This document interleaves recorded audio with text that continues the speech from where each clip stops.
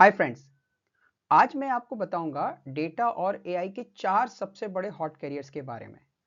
यहाँ पे आपको जो दिख रहा है data analyst, data scientist, ML engineer और आपका जनरेटिव एआई इंजीनियर।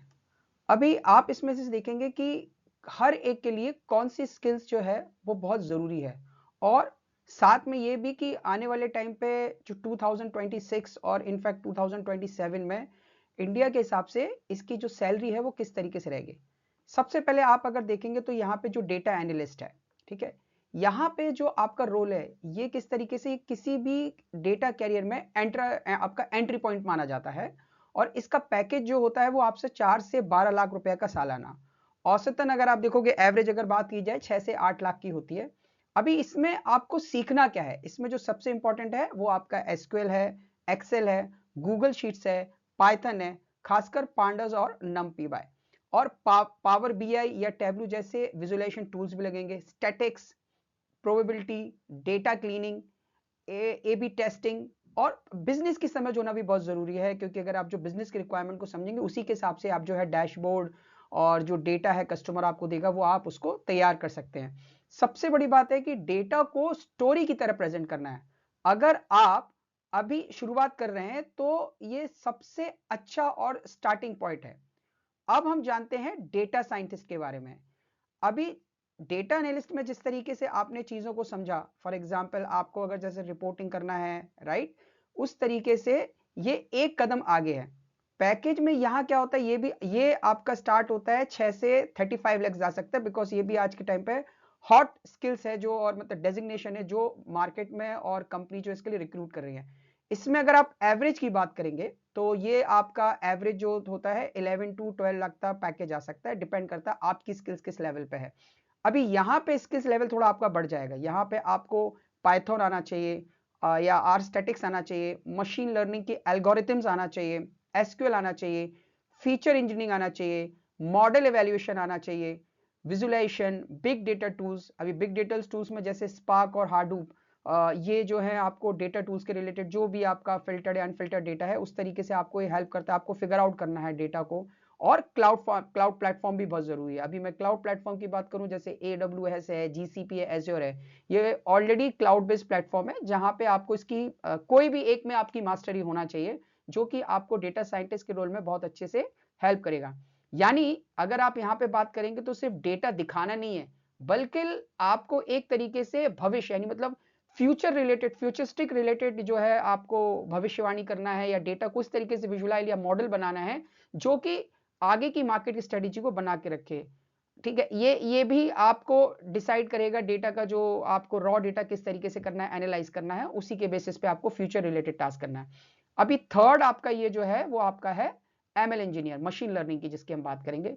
यहां तो अगर आप बात करेंगे, अगर पैकेज है वो और भी मतलब आपका हाई हो जाएगा। इनफैक्ट ये भी आपका 6 से 40 या प्लस लाख का जो है, 6 से 40 प्लस लाख का तक जाता है, और ये मार्केट में है, बट अगेन एक्सपीरियंस के हिसाब से।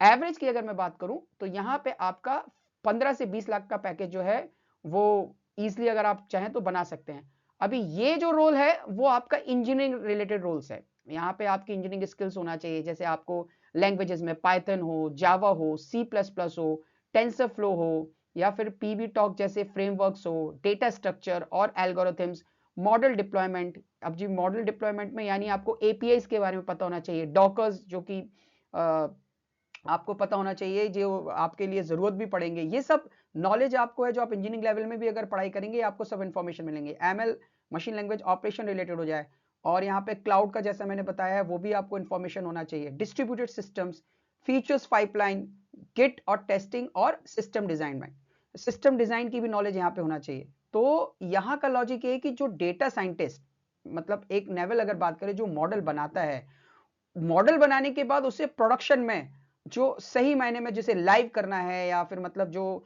एक बिजनेस का पूरा प्रोसेस बना है उसको लाइव करने के लिए चलाने का काम जो है वो एमएल इंजीनियर ही करता है। तो ये सबसे मतलब देखा जाए तो एक लेवल उससे हाई है। और जो आज के टाइम जो सबसे हॉट रोल है वो है आपका जनरेटिव एआई इंजीनियर।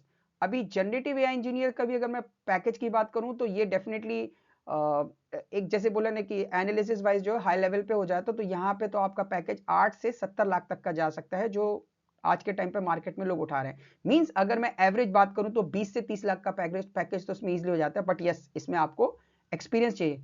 अब यहां पे बात ये आती है कि ये चारों में सबसे ज्यादा है, क्यों? क्योंकि ये फील्ड बिल्कुल बिल्कुल नहीं है और यहाँ पे स्किल्ड के जो लोग हैं वो अभी भी मार्केट में बहुत कम हैं। अब जब हम स्किल्स की बात करेंगे तो यहाँ पे आपको LLM यानी मतलब LLM रिलेटेड मतलब, और जो चैट जीपीटी जैसे मॉडल होते हैं जो बने हैं उनकी बुनियादी मतलब बेसिक नॉलेज आपको पता होना चाहिए।